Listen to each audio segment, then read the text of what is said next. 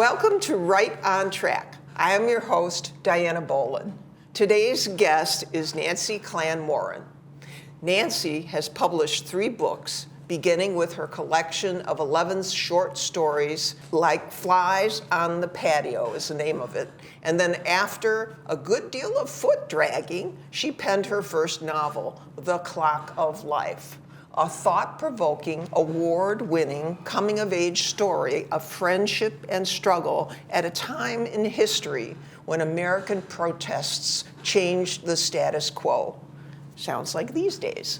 The novel has garnered awards from Writer's Digest, Next Generation Indie Book Awards, Reader's Favorite Book Awards, and Kindle Book Awards. The book is also a BRAG, B-R-A-G honoree, and an Awesome Indies AIA recipient. Her latest novel, Love and Protest, is a coming-of-age story about 2 young women's paths toward their future as social activists. And by the time this show airs in September, Nancy will have moderated the SCAA short story panel at Restaurant 19 here in the Woods. Nancy is also on the board of SCAA, which is the Southern California Writers Association. And Nancy teaches a short story workshop each year at the Santa Barbara Writers Conference. And Nancy is also an artist. And Nancy has a wonderful website. And Nancy is fabulous at marketing. So without further delay, please let me introduce and welcome Nancy to the show. Thank you, Dianna. I think we've used up all our time. My goodness sakes, I haven't had an intro that nice. Well, that's great. That's great. I appreciate it. And you really know how to have some marketing magic, including the garment you're wearing. Yes, this is my book jacket. Some of the art I do is creating fashion out of used and recycled things. So I felt that I would be remiss if I didn't do something out of the book. I took pages. I have several copies of what they call advanced reader copies that aren't for sale or anything. Yes. So I was able to utilize those pages. Yes, yes. And that was one of the books you gave me, and it said ARC, and I was wondering, what is ARC? So it's advanced reader copy. Yeah, and before you have finalized your book, sometimes we have what we call beta readers. Mm-hmm. So an ARC can go out to them. It's premature, but the purpose of it is to get feedback so that you can go back and modify things in the book that the feedback, had you take a second look at. Yes, and next time you give me a copy like that, please let me know, or please even use my feedback. Because I actually started writing in the margins and underlining words and putting questions. Yeah. And I was like, oh my goodness, if this is the final copy, I am so afraid. No. So it's... I'm happy to say no, it wasn't. Good. And then you've got other things for promoting, like your little signs. Yeah, this is my bookmark. Because I kind of think bookmarks are a little boring. Just a little square with a bunch of words on it. So I thought, well, what could I do? And then the cover of the book just made for a perfect idea. Mm-hmm. Yes. Picture little kids walking around. So those are my bookmarks, yes. Yeah, oh, that's good. And when we were waiting for the show to start, we were talking, I asked you how your marketing experience had fed into your marketing of things now, of your books now, and you said? I said, well, when I was in marketing and advertising, we didn't have social media. So I am basically at square one with everybody else as far as, figuring that, how that is used in marketing. Yeah. I did decide for this book to try to market to book clubs. And it's only been out about 2.5 months right now, and this stuff takes word of mouth and kind of like the snowball. Yes, you have to build momentum, for sure. Yeah. That's why I'm here. Yes, that's right. And I read the book, and it was really good. I loved the story. I loved how you wove the story, which is, I think, a talent and a skill in and of itself. It's one thing to tell a story, but it's another thing to engage the reader. And then the other thing was the details. Oh, my goodness gracious. I mean, I remember that time. Yes. And so many of the details just brought up all these memories. Yes. Well, the premise or the beginning, this is a modern day girl who finds a diary in a thrift shop. And the diary is written by a girl her same age in 1967. So she went out to San Francisco for the Summer of Love, and a lot of people relate to that time. Yes.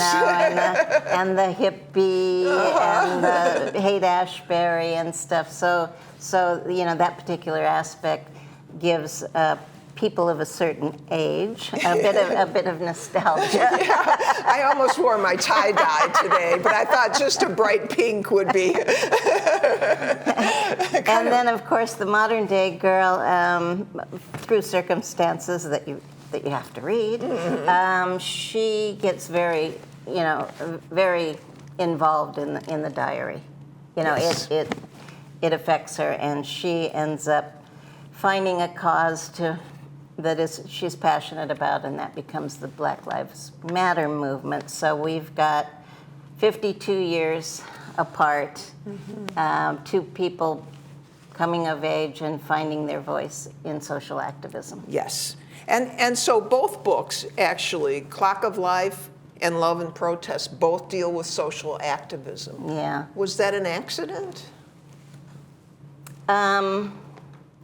It's my thing, but I initially intended for a girl to find a diary and go on a road trip, and then all of a sudden my little themes that are important to me kind of said, we're not doing a road trip.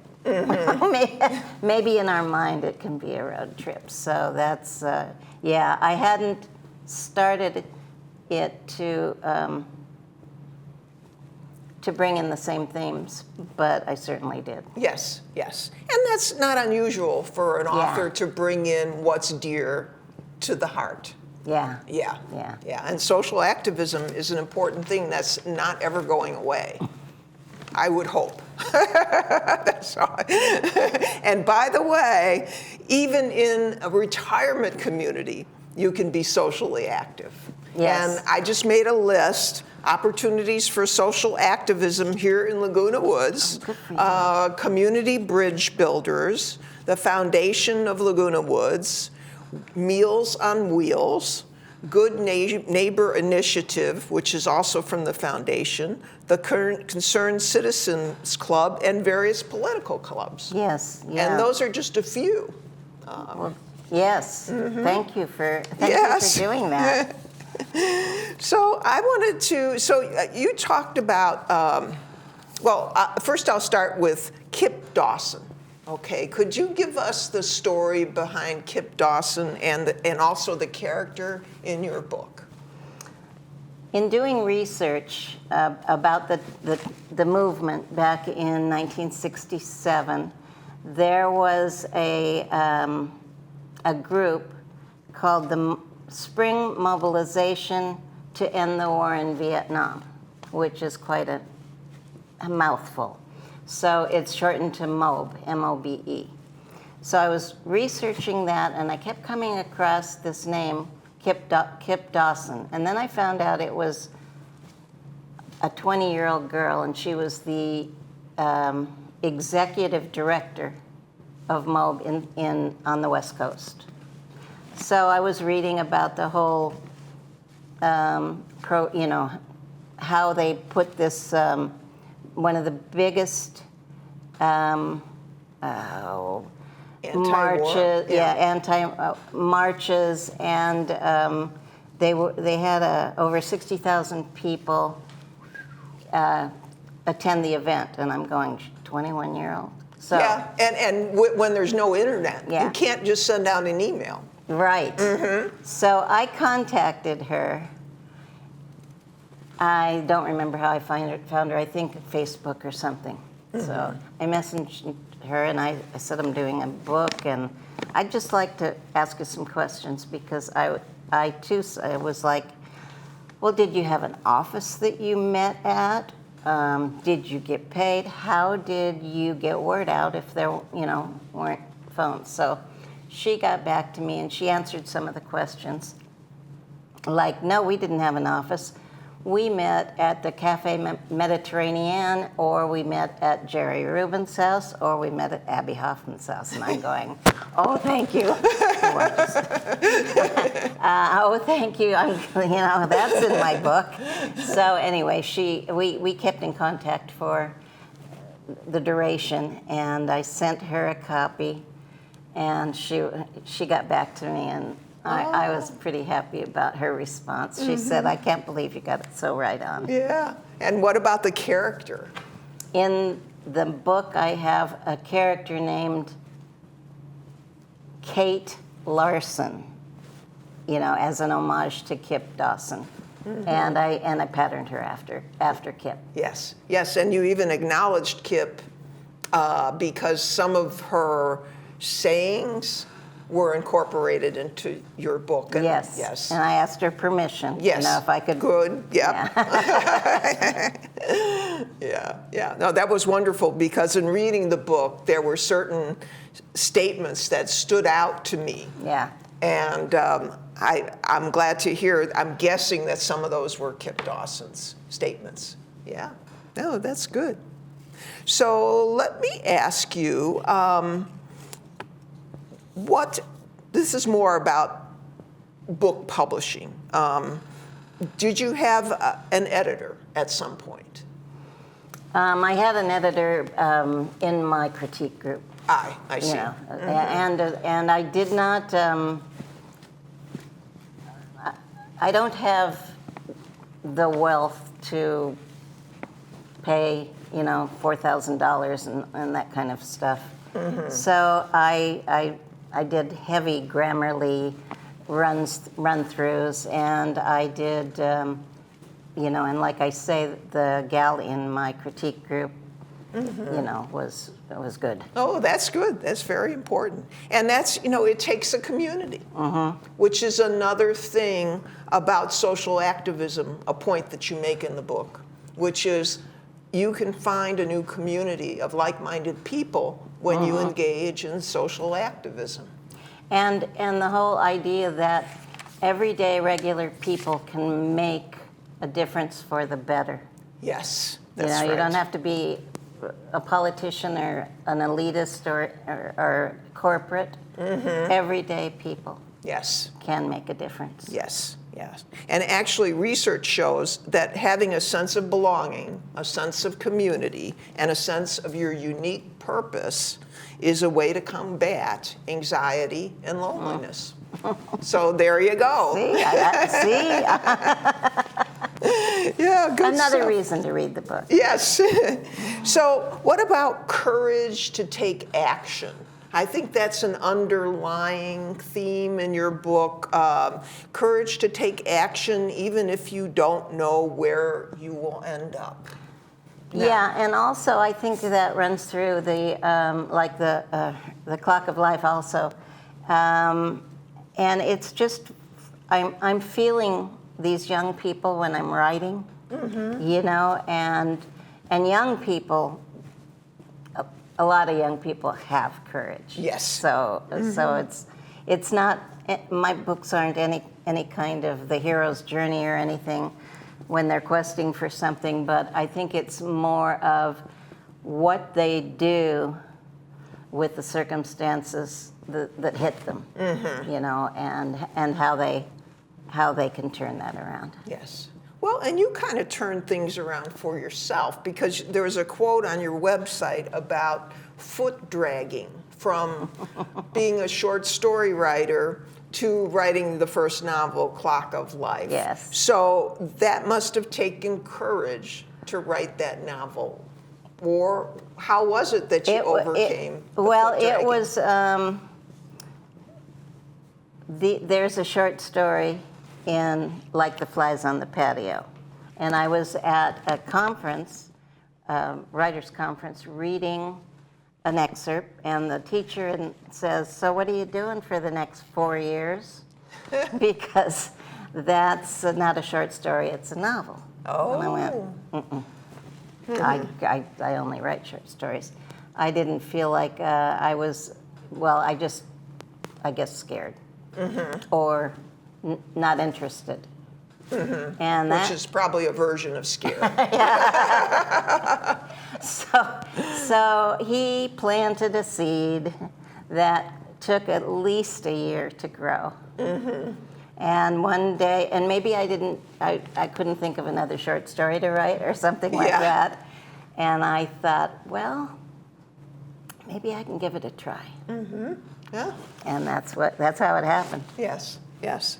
And for our audience, what's the definition of a short story?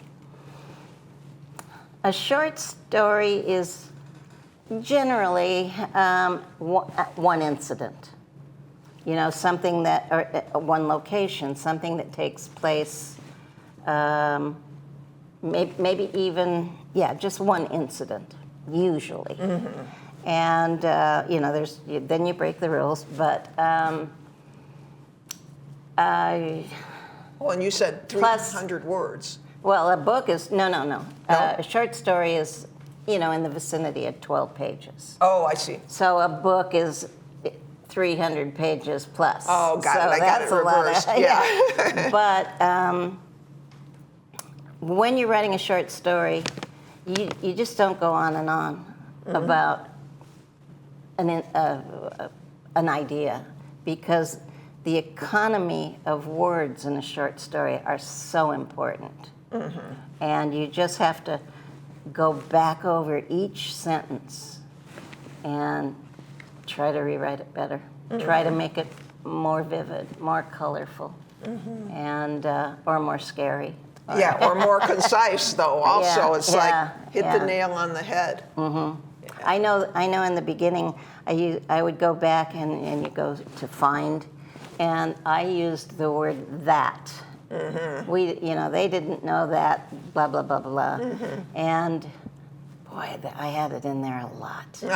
Yeah. So I learned, I learned that I have to go check that word. And there's a lot of things, a lot of words they call filler words, and you just have to be aware, check them out, take them out. Yes, yes. And I mean, you have to, it's I won't say constant, but regular learning, because you go over your piece and you find those words, and then you go over your piece and you find more things, and it's really like chipping away. And then on the flip side, when you're writing a novel, there are places that need embellishment. Right. Yes, but not those words, not that and. You still have to get rid of those. Yes. Yeah. Yeah. And then of course the famous saying, writing is rewriting. Yeah, I didn't hear that saying, but that makes sense. Yes. You get the story down. You don't even worry if you've written it good. Well. Yeah. Good and well. And then you go back and you polish and you polish, and then you go back again and polish. And the thing is that while you're doing that, you're growing as a writer. So then you get to that point where, well, how much polish do I really need? You know, like when do I let my child go into the world? Yeah, well, I can say with my short stories, I do a lot. I rewrite them a lot, 15 times or more. But when they're done, I know it. You know, and maybe not as much in the novels, just because there's a lot in there. But when my short stories are done, I feel it. Yeah, that's great. And then I understand you did a lot of research for your stories. I did. And for the first one, in fact, you took a road trip, correct? Yes. Yes, I did. I even made a video out of it. Oh, did you? Yeah. Yeah, we went. I met a girlfriend in Atlanta, Georgia, and we rented a car and we drove, because she was also doing a Southern novel. We drove through, we were Georgia, Alabama, Mississippi is where my story takes place. Hers, she thought Rome, Georgia was the town she wanted. So we went and we did back roads for a week. And I got several tidbits for my book. So what do you mean by tidbits? Oh, the one that sticks out right now is there was a roadside stand, fruit stand, kind of a little shed. And we went in there, nobody was in there. And there was a scale and a sign that said, weigh and put your money in the bucket. And it's like, well, I had never been in a place like that. There wasn't anybody around. And you know, I took a picture of it and put it in the book. There were several things like that. Yeah, it's really neat, because when you're reading a book, you really want to be able to feel the location and the time.